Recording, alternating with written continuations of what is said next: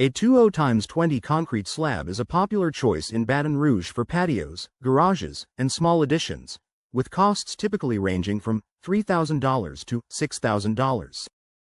Pricing depends on factors like slab thickness, soil conditions, site accessibility, and whether permits or old concrete removal are needed.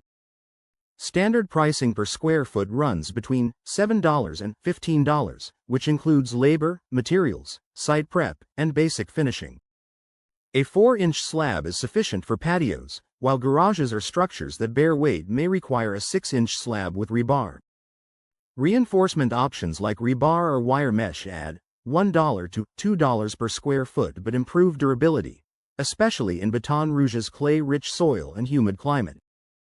Labor accounts for a significant portion of the total cost, making it important to hire a reliable contractor.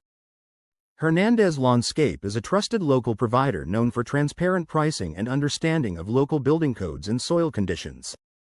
They offer free consultations to provide accurate, customized quotes.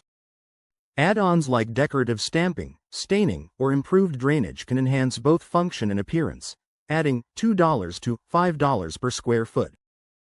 Homeowners choose Hernandez Landscape for their expertise, craftsmanship, and commitment to quality on every concrete project.